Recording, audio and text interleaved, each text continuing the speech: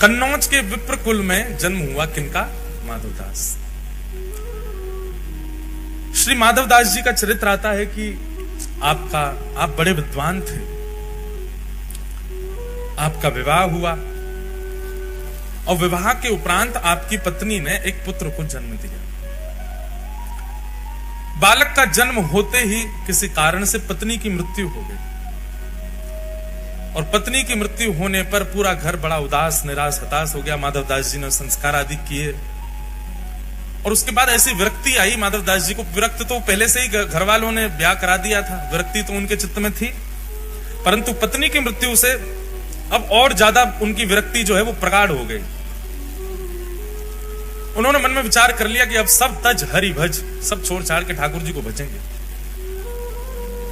एक बात कहें बंधुओं, माधवदास जी के चरित्र में नहीं कह रहा हूं, अपने विषय में, हम आप सब लोगों के विषय में कह रहा हूं कि हम प्रतीक्षा क्यों करते हैं कि जब कुछ घटना घटे तो ही हम ठाकुर जी के शरणागत हों। प्रतीक्षा मत करो घटना की। वास्तव में कोई घटना होने के बाद, ठोकर लगने के बाद या फिर किसी प्रकार की स्थिति आने के बाद जब हम भगवत सन्मुख होते हैं, ठाकुर जी को अच्छा तो लगता है पर उतना प्रिय नहीं लगता। लेकिन कोई व्यक्ति सर्व व्यवस्था होने के बाद भी, सब कुछ सुमंगल होने के बाद भी ठाकुर जी को शरणागत हो जाता है, तब ठाकुर जी को बहुत प्रिय लगता है। तब लगता है ठाकुर जी को हाँ, ये प्रेम मेरे लिए वास्तविक है। कोई व्यक्ति आपसे प्रेम इसलिए कर रहा है क्योंकि उसका मन नहीं लग रहा। कोई व्यक्ति आपसे प्रेम इसलिए कर रहा है क्योंकि उसके प्रेम के पीछे एक कारण विद्यमान है, एक कारण है जिसके कारण वो आपसे ब्याह कर रहा है। जैसे कि विवाह संबंधों में भी अगर कन्या ने आपसे विवाह किसी कारण से किया, चाहे आपके धन के लिए किया, चाहे आपकी संपत्ति के लिए किया, चाहे किसी और कारणों से किया, तो कारणों से हुआ संबंध आपको पता लगने पर इतनी प्रसन्नता नहीं होती, क्षोभ होता है चित्त में। ऐसे ठाकुर जी जब अपने शरणागत को देखते हैं तो शरणागत को देख करके ठाकुर जी तुरंत नेत्र बंद करके विचार करते हैं कारण क्या है इसकी शरणागति का। और जब कारण ठाकुर जी को पता चलता है, ओहो जीवन में दुविधा है, सब जगह ठोकर खा खा के बेचारा परेशान हो गया है, सब जगह विश्वास करके देख लिया लेकिन फिर भी इसको अविश्वास मिला है, सब जगह से ऐसा हो करके अंत में मेरे शरण में आया, तो ठाकुर जी मुस्कुराते तो हैं पर प्रसन्न नहीं होते। लेकिन कोई व्यक्ति बिना किसी कारण के ठाकुर जी के सन्मुख चला जाए, बिना किसी कारण के ठाकुर जी का हो जाए, वो अति प्रिय होता है। अकारण प्रेम करो, अहित की भक्ति करो ठाकुर जी की। किसी घटना की प्रतीक्षा मत करो कि वो हो तो ही हम ठाकुर जी के सन्मुख जाएं। अब घट गई है, उसके बाद आ चुके तो अब बुरा नहीं मानो। अब उनके लिए माधवदास जी की कथा सुनो। तो माधवदास जी का जीवन कैसा, वो तो पहले से शरणागति चाहते थे पर घर वालों के कारण ब्याह किया। पुत्र का जन्म हुआ, पत्नी मर गई, सब छोड़ करके शरणागति लेना चाहते थे ठाकुर जी की, पर तभी अपने छोटे बालक को देखा और घर वाले भी कहते थे अब ये इसका पालन पोषण कौन करेगा, इसका बेचारे का क्या अपराध, इसका क्या दोष, ये कैसे रहेगा। तो माधवदास जी का एक सूक्ष्म ममत्व उसके प्रति होने लगा, उसको अपने चित्त से लगा करके रखते। सोचते तो थे क्या करूं, घर वाले कहते एक और ब्याह कर लो। बहुत पीछे पड़ने लगे घर वाले, तो माधवदास जी ने एक दिन कह दिया, आप सब लोग जो मेरे पीछे पड़े हैं कि ब्याह कर लो ब्याह कर लो,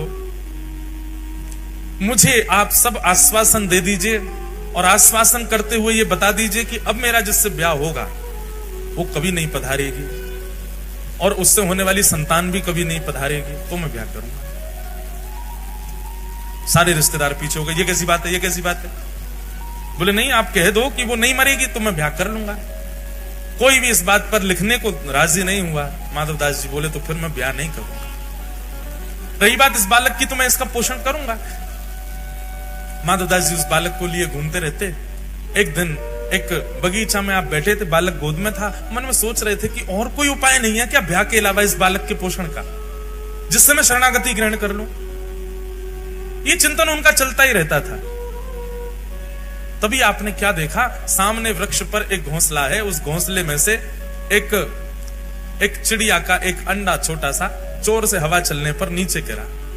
और जैसे ही वो नीचे गिरा, माधवदास जी उसको देख रहे थे। माधवदास जी उठ करके उसको बचाना चाहते थे, पर तभी क्या देखा, नीचे सूखे पत्तों का ढेर था और वो अंडा आकर के उस पर गिरा और बच गया। कोई उसकी दुविधा नहीं हुई। थोड़ी धमक लगने पर अंडा फूट गया, उसमें से बालक बाहर आ गया। वहीं के कीड़े मकोड़े जो थे उनको चुग करके पाने लगा। माधव दास जी के मन में बात आई, बोले हम बेफिजूली की चिंता करते हैं कि इसको कौन पालेगा, इसको कौन रखेगा, इसको कौन संभालेगा। सबका रक्षक जगन्नाथ है तो वो सबको संभालता है। मैं तो दौड़ा था कि मैं अंडा पकड़ दूं, लेकिन नीचे ठाकुर जी ने पहले ही किसी के द्वारा पत्तों का ढेर रखवा रखा है, उस पर गिर करके वो बालक बच गया और उसके बाहर आते ही उसको प्रसाद भी मिल गया, उसको अपना भोजन पेट भरने के लिए सामग्री भी मिल गई। ना तो इसकी मां इसके पास है, ना इसके पिता इसके पास है, इसका पालन भी तो हो रहा है। कौन कर रहा है? बोले जगन्नाथ कर रहा है। मैं क्यों चिंता करता हूं अपने बालक की? और उसी समय अब देखो, संसार की दृष्टि में इसको गलत माना जाएगा। इसमें क्या माना जाएगा? अपने कर्तव्य से भाग गया। पर वैष्णव दृष्टि में जब विश्वास प्रगाढ़ हो जाता है ना, तो व्यक्ति सब त्याग ही देता है। फिर चाहे पत्नी हो, बच्चे हो, परिवार हो, कोई भी हो। हम आपको आज्ञा नहीं दे रहे हैं या आपको प्रोत्साहित नहीं कर रहे सब त्यागने को। जिस दिन चित्त में प्रगाढ़ भक्ति प्रकट होगी, आपको कोई बोलेगा नहीं त्याग करो, आप अपने आप छोड़ दोगे सबको। इसीलिए हम बार बार कथा में कहते हैं ज्यादा कथा मत सुनो, ज्यादा बार बार मत सुनो। क्यों? क्योंकि त्याग की स्थिति बहुत बढ़ जाएगी। अभी युवा बहुत आते हैं कथाओं में, और उन युवाओं की स्थिति ऐसी होती जा रही है। जलंधर में अभी हाल देखते आप, वहां बालक ऐसे हो गए कि वो अब संगे ही भगने को तैयार हैं। जहां कथा हो वहीं चल देंगे, जहां आप जाओगे वहीं चल देंगे। ये प्रारंभिक त्याग, दो प्रकार के त्याग आते हैं। एक प्रारंभिक त्याग जो होता है उसमें भी सब छोड़ने का मन होता है, पर उस समय रुकना चाहिए। वो नया नया त्याग है, नए नए त्याग में छोड़ने का मन होता ही है। कुछ समय प्रतीक्षा करो तो फिर समझ में आता है कि अभी त्याग वास्तविक आया नहीं है। लेकिन जो बाद का त्याग आता है, जिसमें पूर्ण शरणागति ठाकुर जी के प्रति आपको दृष्टिगोचर होने लग जाती है, वो त्याग उचित है। उसमें आपको चाहे कितना भी ज्ञान दे दिया जाए, कितना भी बता दिया जाए, आपके चित्त में एक विश्वास प्रकट हो चुका है कि नहीं, मेरे तो सर्वस्व राधा रमण है, मेरे तो सर्वस्व राधा वल्लभ हैं, मेरे तो सर्वस्व बांके बिहारी हैं। उस समय किसी की भी बात, किसी भी गुरु की आज्ञा, किसी भी माता पिता की आज्ञा, किसी भी परिवार के बंधन, वो सब आपको दिखेंगे नहीं, आपको केवल ठाकुर जी दिखेंगे। तब समझो कि अब ये विश्वास पूर्व शरणागति वाला वैराग्य है। उस समय आप नहीं रुकोगे, फिर आप चले ही जाओगे। और ये सबके चित्त में नहीं आता। जिसको ठाकुर जी स्वीकार करते हैं उसी के चित्त में ऐसा वैराग्य आता है।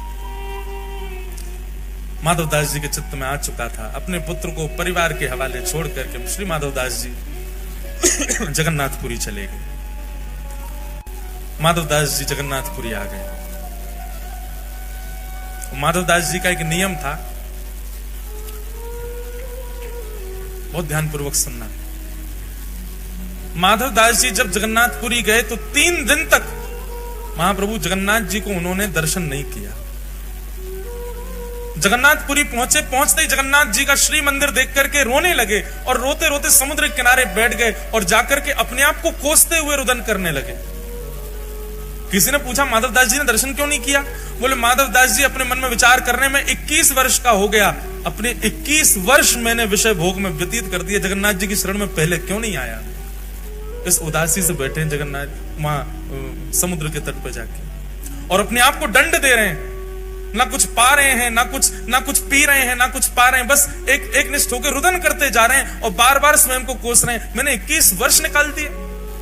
अरे तो भाई किसी ने कहा माधव दास जी को प्रसन्न हो जाना चाहिए, अब तो आ गए शरण में। बोले अब जीवन का कोई पता है क्या? मेरे जीवन के केवल इतने ही दिन हो, 21 वर्ष 6 दिन की मेरी आयु हो, तो इसका मतलब अब शेष 3 ही दिन रह पाऊंगा मैं ठाकुर जी की शरण में। 21 वर्ष तो मैंने विषय भोग में निकाल दिया।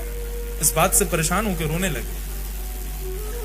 अच्छा, माधव दास जी ने कोई 3 दिन का नियम नहीं लिया था। माधव दास जी तो मृत्यु पर्यंत अनशन पर बैठ गए समुद्र के तट पर जाके कि मैंने अपना जीवन व्यर्थ कर दिया, ठाकुर जी की शरण में पहले नहीं आया। 3 दिन बाद महाप्रभु जगन्नाथ जी ब्रह्मवेदी पर बैठे हैं, महाप्रसाद सामने रखा है, लक्ष्मी मैया हाथ जोड़ करके खड़ी हैं, ठाकुर जी से कह रही हैं नाथ भोग आरोग। जगन्नाथ प्रभु कह रहे हैं देवी इच्छा नहीं हो रही। क्यों? आप तो जगन्नाथ हो, आप तो प्रसाद देखते ही महाराज हाथ लंबे कर लेते हो, दूर दूर से पाने लग जाते हो, और आज आपको इच्छा नहीं हो रही, क्या बात है? महाप्रभु जी कहते हैं एक मेरा भक्त सब छोड़ के आ गया, सब त्याग करके आया, त्याग करके मेरे शरण में आया है, लेकिन इस बात की ग्लानि में बैठा है कि इतने वर्ष मैंने क्यों संसार में विषय भोग भोगे। और वो भूखा प्यासा 3 दिन से पुरी में समुद्र के तट पर बैठा है। मुझे उसकी याद आ रही है, मुझे भूख नहीं लग रही है, तुम कुछ करो, उसके पास प्रसाद भिजवाओ, वो पाएगा तब मैं प्रसन्न होऊंगा। लक्ष्मी जी ने स्वर्ण के थाल में महाप्रसाद को, जबकि थाल में कभी महाप्रसाद नहीं पाया जाता। थाल में प्रसाद केवल ठाकुर जी पा सकते हैं जगन्नाथपुरी में, बाकी सबको तो पत्रों में पाना पड़ता है, मट्टी के बर्तन में पाना पड़ता है, थाल में कोई प्रसाद नहीं पाता। लेकिन सन्मुख का थाल जिसमें महाप्रभु जगन्नाथ भोग लगाते हैं, वही थाल जगन्नाथ जी के अधुरामृत से युक्त थाल एक बालक का रूप धारण करके माधवदास जी के पास ले जाया गया और माधवदास जी के पास रख करके कहा, बोले कि आप ही माधवदास हैं? स्वर सुनकर के बोले हाँ जी मैं ही हूं। बोले श्री ठाकुर जी ने आपके लिए प्रसाद भेजा है मंदिर से, पा लीजिए। माधवदास जी तो महाराज प्रसाद देखने में व्यस्त हो गए, बालक अंतर ध्यान हो गया, प्रसाद देख करके इतने प्रसन्न हो गए, बोले ठाकुर जी ने प्रसाद भेजा, तुरंत प्रसाद पा लिया।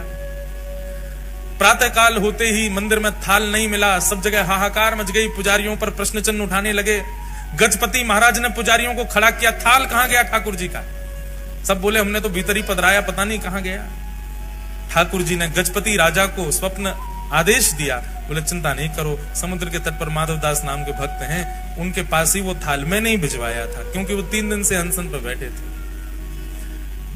ये खबर सुनते ही सब पुजारियों सहित गजपति राजा गए और समुद्र तट पर देखा माधवदास जी बैठे प्रसन्न मुद्रा में, स्वर्ण का थाल रखा है, प्रसाद पा चुके। सबने जाके दंडवत किया और कहा महाराज आप दर्शन के लिए चलो। समस्त पुजारी और गजपति राजा माधवदास जी को लेकर के मंदिर में जैसे ही गए, मंदिर में माधवदास जी के प्रवेश करते ही ब्रह्मवेदी पर बैठे श्री जगन्नाथ झूमने लगे, ऐसे आनंदित होने लगे माधवदास को देखकर। बंधुओं, हम सबने झूमते हुए ठाकुर जी को देखा है जब वो रथ पे जाते हैं, पर जैसे ठाकुर जी वो रथ पे जाते हुए झूमते हैं पंडा पुजारियों के संग, ऐसे ठाकुर जी वास्तव में अपने अनन्य भक्तों को देख के ब्रह्मवेदी पर झूमने लगते थे। कितने प्रसंगों में मैंने देखा, माधवदास जी के प्रसंग में देखा, यहां सालबेग के प्रसंग में देखा, रघुदास नाम के भक्त हुए उनके प्रसंग में देखा,